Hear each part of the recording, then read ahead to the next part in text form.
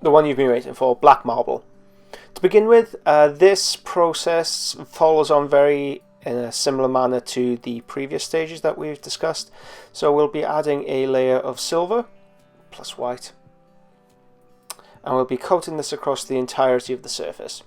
Now this black tutorial I think is a little bit more user-friendly than the previous tutorial, but it does still rely on having large flat surfaces to be successful. We need the binding to be quite close to the final miniature, I should say.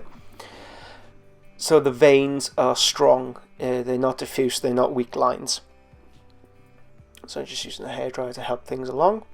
Now if you are working with a larger miniature, I would insist that you try the previous technique that we went through with the Blood Angel Rhino, but try and mix it up, try something different, which I'm doing here. So this technique, instead of using pure black for the next stage, we are using black from Vallejo, which is a metallic color.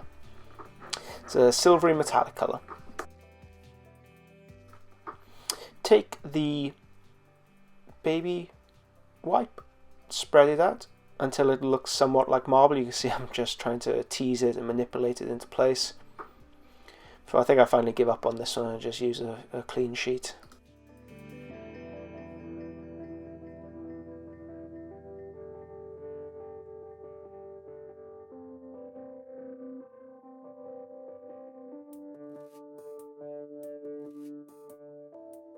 There you go, we've got it. Kind of. Make sure it does actually look like marble, or reminiscent of marble, before you start spraying. You should be able to detect the pattern it reveals. So I'm going to use the black, and I'm going to airbrush this right over the top.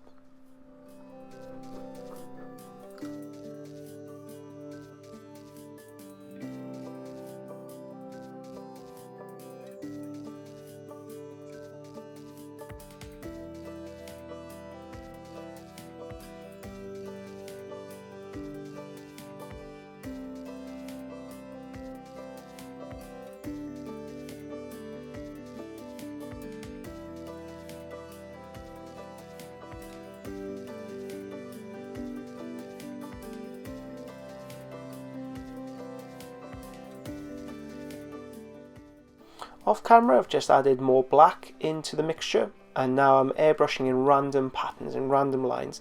I don't want to cover the majority of it, I don't want to cover all of it, I just want to create a nice, nuanced, mottled black surface. Hit it with a hairdryer. We don't want it to be wet when we lift this up, we want the paint to be dried on the surface. Lift it up, here's the agonizing part, and look at that. Aspects of it, especially the middle, are very good.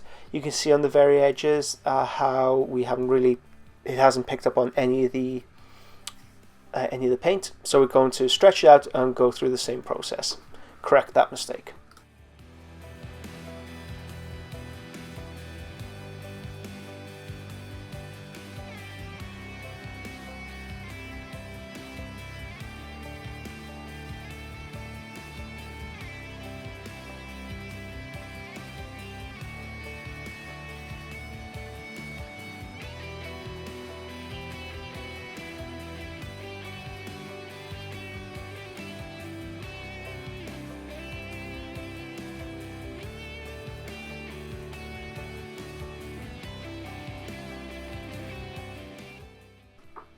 And there we have beautiful black marble.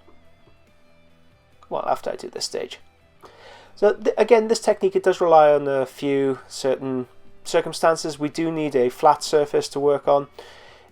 It won't be as successful if it's a very bumpy surface. If there's lots of detail interrupting the binding of the material against the miniature, you will end up with more diffuse lines. Trying on a Rhino, for example, across the panels, it's quite hard. So concentrate panel by panel to build it up. From here, I'll be adding a layer of gloss varnish, and then we'll go on to the more difficult stage of using a brush to create some much stronger lines. For this layer, I want to add tiny little striated lines.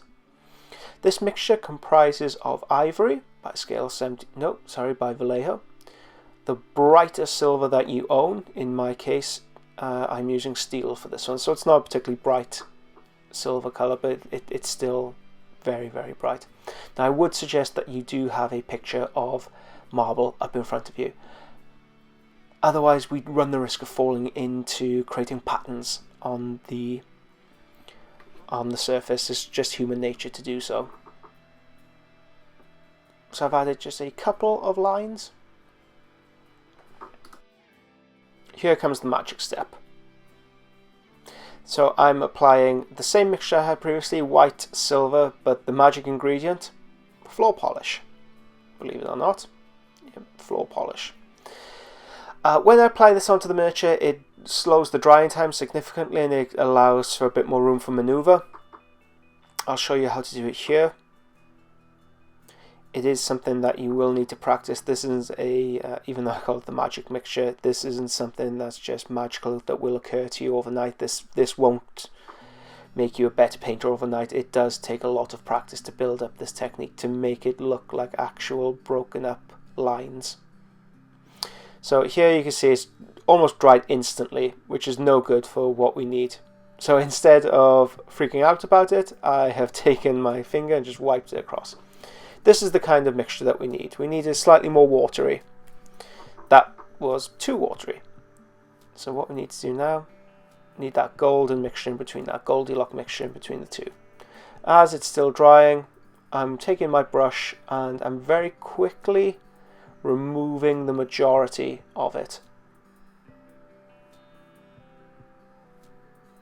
And that's it. That's how I do my black marble. Well, that's how I do this particular black marble. I would suggest that you look at the previous video that we did on black marble as well. Give that a whirl, give this a whirl. See if one of these techniques takes off for you, if something along these lines works for you, and don't be afraid to adapt it either. Make sure it works for you. Don't just slavishly go along with what I'm telling you. Try it out for yourself.